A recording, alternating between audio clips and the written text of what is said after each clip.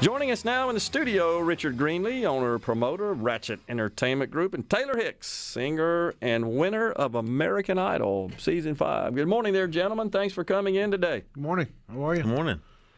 All right, so we got a big concert coming up that you're promoting, that and you formed a new group with Taylor. Is that right? Yeah, I've known Taylor for a while, and I've been trying to get something together with him. And we were supposed to do it last April 10th, Good Friday, but then COVID shut it down. But it's a group fronted by Taylor Hicks. It's called Taylor Hicks and the Delta Funk Revival. Of course, Taylor's, everybody knows who Taylor is on lead vocals and harmonica. And Patrick Smith from Vicksburg, local boy, Patrick Smith Band. A lot of folks know him. Great keyboardist.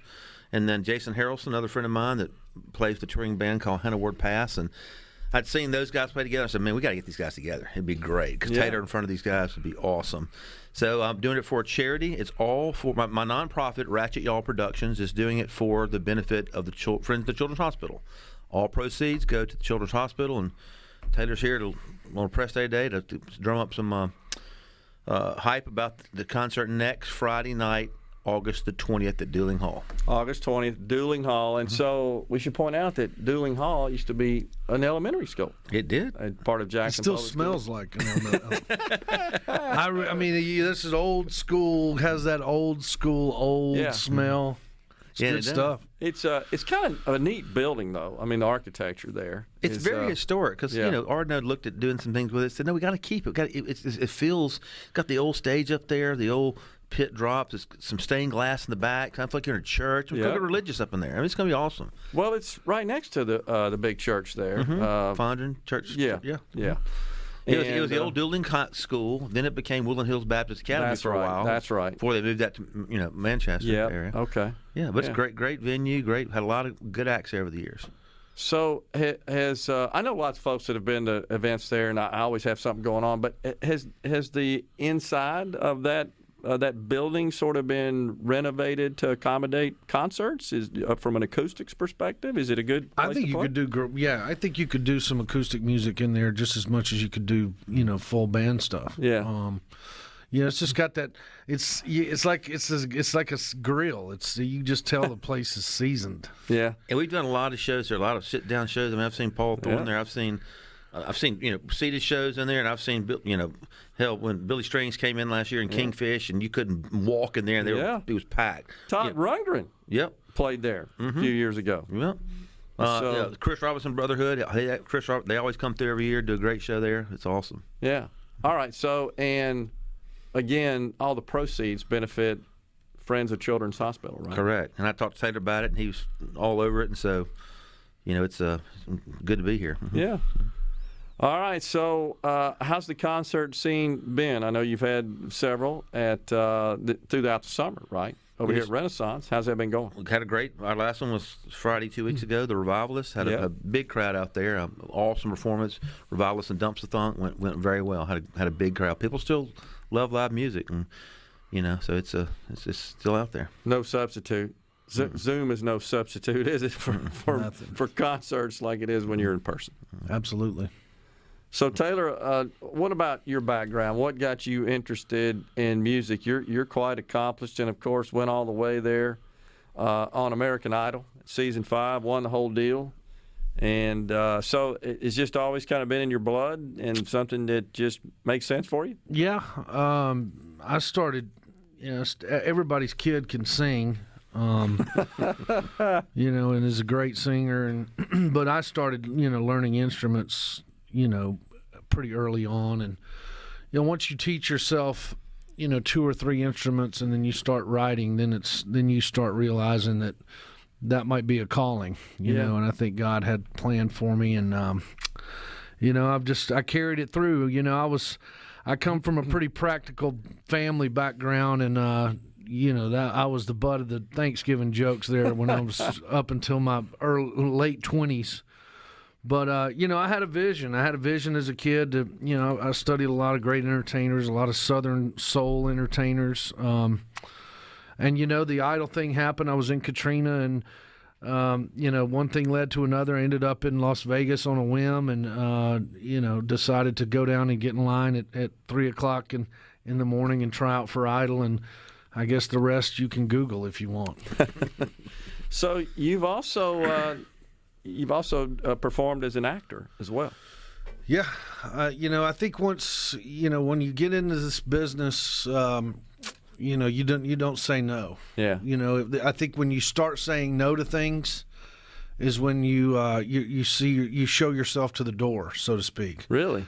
So I think in this business, I've never taken any formal acting lessons, but I did kind of, have this a little bit. There was a little bit of a character there on Idol, that connected with Middle America, which I was very happy about. But I'd done some acting. Yeah, I did a show over in Serenbe, Georgia, where I played the old Jimmy Stewart part of Shenandoah, Charlie. Really. That was a really successful Broadway show. Yeah. After the movie, so that was a very serious role. I had some children die on the farm, and I went from Teen Angel on Broadway. I did Teen Angel on Broadway in New York, to Charlie Anderson, which were two completely different roles. But yeah, I've started doing some acting and some auditioning, and it's funny. I think about my career. I mean, the way that this crazy business of show can go is that you can start at the Floribama and end up on the silver screen. You never. That's a good way to describe it. You never know. You have no idea what's going to happen next.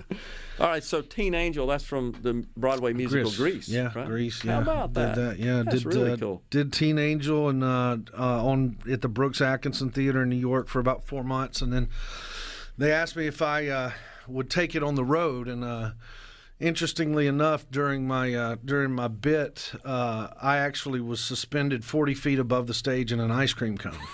Oh my God! So I would pop out of this ice cream cone, and they asked me if I wanted to take it on the road. I did 576 Broadway shows, and they asked me if I wanted to take it on. I said, yeah, but if the cone has to go with me. I wasn't about to, the ice cream cone has to go, because it was successful. It communicated, which I'm thankful for. I'm blessed. I've had some opportunities and have took them. Acting or music? What's your preference? Well, music's obviously, it's kind of my wheelhouse. It's what I've practiced. I love doing it. Acting's kind of a new thing. Yeah. It's kind of a new shiny toy, so to speak, that I like to play with. Yeah. But both there's is an integral part of who I am as far as my the arc of my career goes. So I'm at this point you just kind of just hope for the best and never say no. Yeah. So someone on the C Spire text line, Derek in Greenwood, wanted to know how it was golfing with John Bell of WSP and the coaches. Yeah, I kind of helped put that together.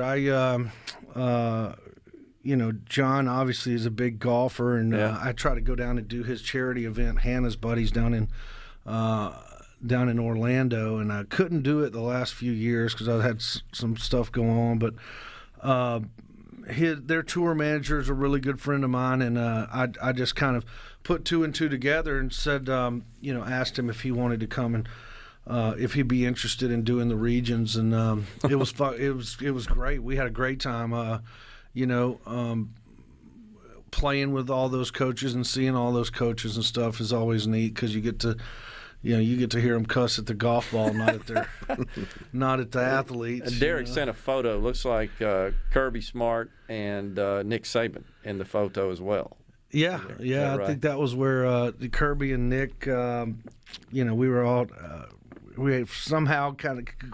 I tell you what, they all got mad at us because Kirby and Coach Saban started yapping about something, and then John Bell and I just kind of sat there and listened to like them hem and haw, and then I think we started holding up all the groups behind us. So I think the marshals were ready to kick our butts off the course. But those are always fun events, and interestingly enough, to tie everything in, that